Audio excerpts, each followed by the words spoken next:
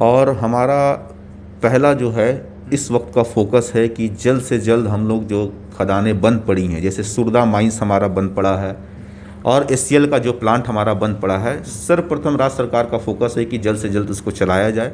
वर्तमान में हाल फिलहाल में ही हम लोगों ने 6 गाड़ी को डिटेन किया था बालू के केसेस में, जब्त किया हमने और 3.5 लाख रुपए की वसूली की उसमें से 6 गाड़ियों से। नमस्कार, सोशल संवाद में स्वागत है। मैं शशि भूषण। आज हम माइनिंग जो है ऑफिस में आए हैं और हम बात करेंगे माइनिंग से रिलेटेड मुद्दों पर। और यहाँ अगर हम बात करें पूर्वी सिंहभूम को, तो यहाँ पर हर तरह की जो है मिनरल पाए जाते हैं। आपको पता ही है कि यहाँ पर आपकी हम बात करें सोने से लेकर यूरेनियम आपके और कॉपर का माइंस है, आपके पन्ना की भी बहुत जल्दी ही यहाँ पर जो है माइन शुरू होने वाला है और उसकी प्रक्रिया भी एक तरह से शुरू हो गई है और इससे बहुत ज़्यादा जो है यहाँ के झारखंड के लोगों को फ़ायदा होने वाला है, तो वो भी प्रक्रिया चल रही है। तो एक से एक जो है जहाँ की धरती में और ख़ासकर पूरे झारखंड में ही खनिज संपदा पाई जाती है। तो हम कुछ पॉजिटिव चीज़ें पर बात करेंगे और पूछेंगे कि क्या कुछ नया माइनिंग में अभी हो रहा है। बहुत कुछ रिसर्च भी चल रहा, सर्वे भी चल रहा। तो हमारे साथ जो है माइनिंग पदाधिकारी हैं नदीम सैफी साहब। तो बातचीत करने के लिए स्वागत है सर आपका। बहुत बहुत धन्यवाद। नया क्या कुछ बहुत पन्ना को लेकर काफ़ी कुछ सर्वे आप लोगों का चल रहा था और कुछ माइंस शुरू कराने के लिए जो पहले से बंद पड़े थे, तो वो कहाँ तक सफलता मिली है, इसलिए कि जो लोग हैं वो रोज़गार के हिसाब से काफ़ी कुछ जो है आसान्वित है। पूर्वी सिंहभूम जैसा कि हम लोग सभी जानते हैं कि आज की डेट में एक विविध जिला है और यहाँ पर बहुत तरीके के बहुत आयात में जो है खनिज यहाँ पाए जाते हैं और डिफरेंट तरीके के पाए जाते हैं। राज्य सरकार यहाँ के लोगों के लिए प्रतिबद्ध है, जनता के लिए, और हमारा पहला जो है इस वक्त का फोकस है कि जल्द से जल्द हम लोग जो खदानें बंद पड़ी हैं, जैसे सुरदा माइंस हमारा बंद पड़ा है और एससीएल का जो प्लांट हमारा बंद पड़ा है, सर्वप्रथम राज्य सरकार का फोकस है कि जल्द से जल्द उसको चलाया जाए, उसको शुरू किया जाए। इस दिशा में हम लोगों ने लगभग सभी कार्य पूर्ण कर लिए हैं। जैसे ही हम लोगों को इसी प्राप्त होगा, ये जल्द से जल्द हम लोग जो है सुरदा खनन पट्टा को चालू करने में सक्षम रहेंगे और राज्य सरकार इसके लिए बहुत ही तेज़ी से प्रयासरत है इस क्षेत्र में। दूसरा, पन्ना को लेकर क्या स्थिति है, इसलिए कि पन्ना भी यहाँ जैसे घोड़ाबंदा में पाया जाता है और वो काफ़ी जो है एक तरह से, एक तो फॉरेस्ट के हिसाब से नक्सल अफेक्टेड एरिया है। अगर वहाँ इस तरह के माइंस अगर शुरू होता है तो हमें लगता है कि लोकल लोगों को रोज़गार मिलेगा उस हिसाब से। तो क्या स्थिति है, क्या सरकार वहाँ शुरू कर सकती है? आप लोगों ने सर्वे तो किया था।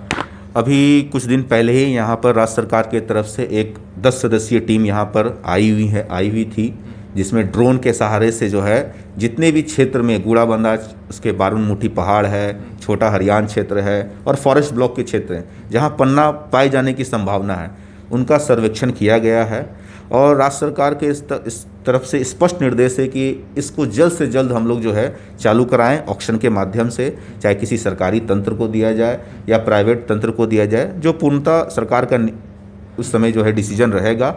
लेकिन ये जल्द से जल्द चालू करने के लिए हमारा प्रयास है और इससे जो लाभ है वहाँ के लोगों को लोकल में रोजगार और वहाँ के लोगों को इससे जो विकास का जो एक नया मार्ग प्रशस्त होगा हम लोगों के लिए, वहाँ के इसका लाभ जो है डायरेक्ट रूप से जो है लोगों को पहुँचाया जाएगा और हम लोग उम्मीद कर रहे हैं कि राज्य सरकार इसको जल्द से जल्द चालू कराएंगे। इसके लिए सभी प्रयासरत हम लोग लगे हुए हैं इस चीज़ में।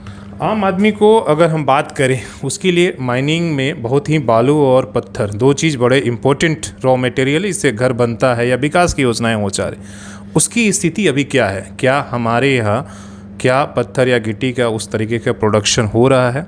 क्या हम पूर्ति कर पा रहे हैं या सब कुछ इसलिए कि इलीगल ही चल रहा है?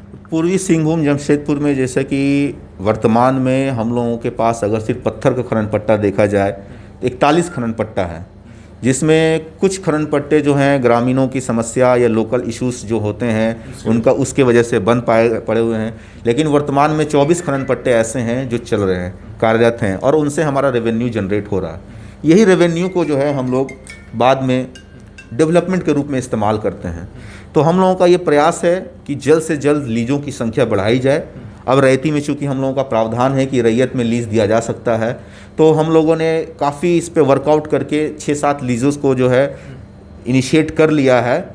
इसी जैसे ही मिलेगी हम प्राइवेट लीजेस को भी चालू करने के हालात में होंगे और वर्तमान में पत्थर की उपलब्धता पूर्वी सिंहभूम में पूरी है, किसी प्रकार की कहीं कोई कमी नहीं है। जिसको अगर किसी तरीके का समस्या इस तरीके का आता है वो डायरेक्ट जिला से संपर्क करें, खनन कार्यालय से संपर्क करें, उनके आवश्यकता अनुसार उनको उपलब्ध कराया जाएगा। और पूर्वी सिंहभूम में आपका हर खनिज की मात्रा पर्याप्त रूप में है।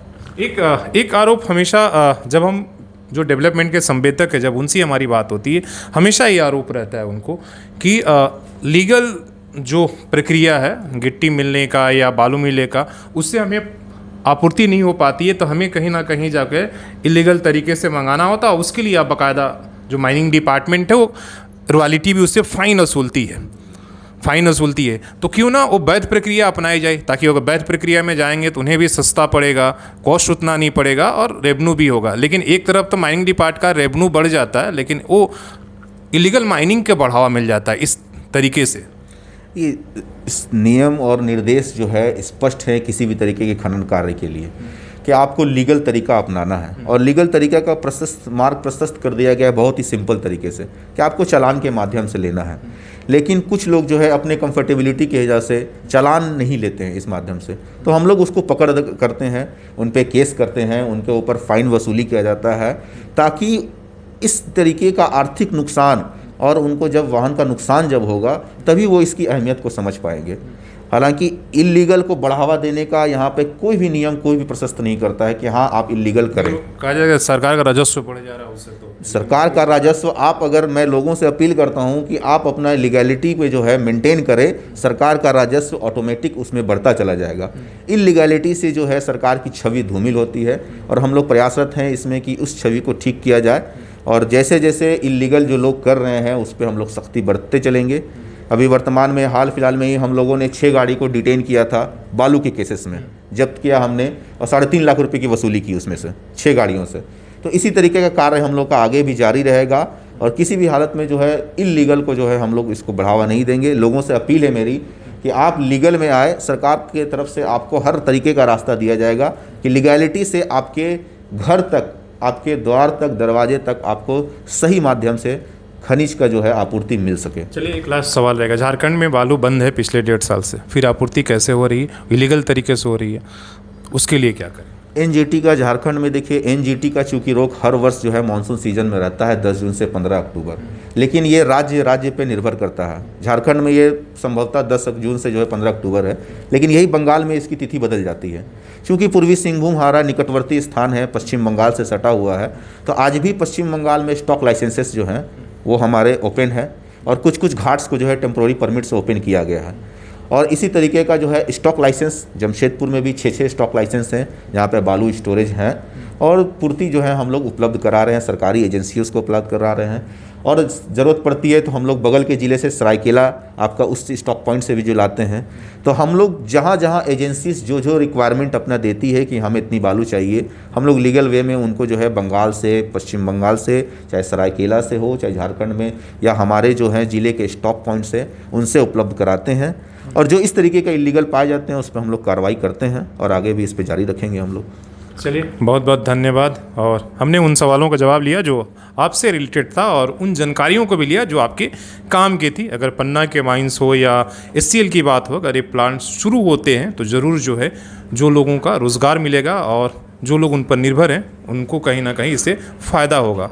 तो ये बहुत ही एक पॉजिटिव है और हमें भी उम्मीद है कि राज्य सरकार हो या केंद्र सरकार इस मामले में त्वरित कार्रवाई करेगी।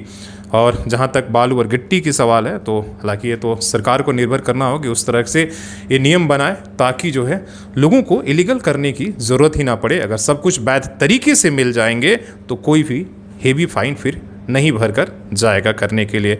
तो अपने सहयोगी शेष राममूर्ति के साथ मैं शशि भूषण, सोशल संवाद न्यूज़ झारखंड।